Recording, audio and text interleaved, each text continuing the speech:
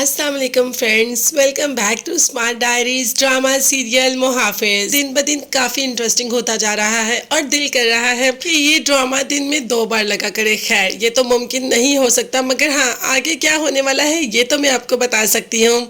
पारस जो कि अपने बाप को हमेशा याद करती रहती है, सारी जिंदगी उसने अपने बाप से दूर गुजारी और अब वो नहीं चाहती थी कि अपनी जिंदगी का हिस्सा अपने बाप से दूर गुजारे। खैर, लेकिन वो यहाँ पर अपना दिल लगाने की कोशिश भी करती है। मरियम के साथ कभी किचन में और कभी चची के साथ, मतलब जवार की माँ, जिसने कहा कि मुझे चची और जवार के बाप को चचा बुलाया करो, तो बस कभी चची और चचा के साथ बैठ जाती है। जब रेशम के माँ बाप आज घर आए तो जवार के बाप ने शादी की बात कर दी कि मैं चाहता हूं कि जवार और रेशम की शादी हम कर देते हैं और इनके वलीमे पर हम मरियम की भी रुखसती कर देते हैं। तो बस एकदम रेशम और जवार की शादी की बात सुनकर पारस चौंक जाती है। वो तो कभी सोच भी नहीं सकती थी कि जवार और रेशम एक दूसरे से इंगेज्ड हैं। आज तक जवार ने उसे ऐसा कुछ बताया ही नहीं। ये तो उसे आज सुनने को मिला कि ये तो बचपन से ही इंगेज्ड है और इन दोनों की शादी भी होगी। ये सब मरियम ने बताया। जब ये बात शुरू हुई तो जवार ने इस वक्त शादी से इनकार कर दिया और बाप से कहा कि आप मरियम की शादी करें, मैं अपनी शादी अभी नहीं करूँगा। बाप ने कहा कि क्यों?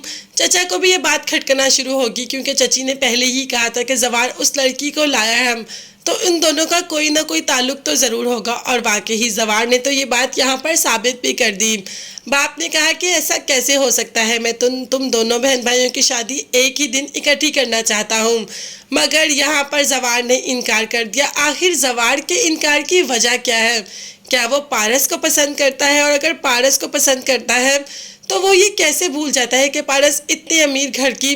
क्या पारस का बाप अपनी बेटी का हाथ जवार के हाथ में देगा? तो रेशम को इनकार क्यों किया, जिसने कि मोहब्बत ही हमेशा जवार से की थी? पारस जो कि ये सारी बातें सुनकर बहुत दुखी हो जाती है और अपने रूम में आ जाती है। जवार आता है, काफ़ी दफ़ा पारस के रूम का दरवाज़ा नॉक करता है, मगर पारस दरवाज़ा नहीं खोलती।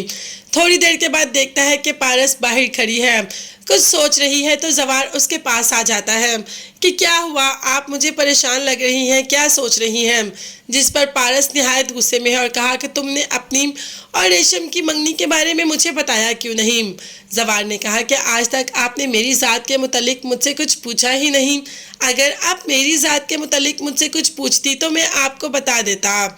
पारस ने कहा कि इसीलिए रेशम तुम्हारे लिए इतनी पॉजेसिव होती है, मोहब्बत करती है ना तुमसे। अब तो पारस को और भी शिद्दत से जवार से मोहब्बत हो रही है। शायद जवार किसी और से मोहब्बत करता है, ये चीज़ उससे बर्दाश्त नहीं हो रही, या जवार से कोई और मोहब्बत करता है, ये उससे बर्दाश्त नहीं हो रहा। जो भी है, पारस मोहब्बत तो जवार से करती है।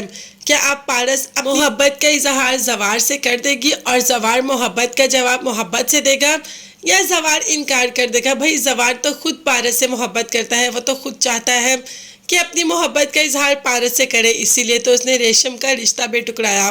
देखते हैं कहानी कौन से नए मोड़ पर जाती है, मगर जहां भी जा रही है काफ़ी इंटरेस्टिंग होती जा रही है। आपकी इस बारे में क्या राय है, कमेंट्स में ज़रूर बताइएगा। चैनल को सब्सक्राइब कीजिएगा। नेक्स्ट वीडियोस तक के लिए अल्लाह हाफिज़, bye bye and take care.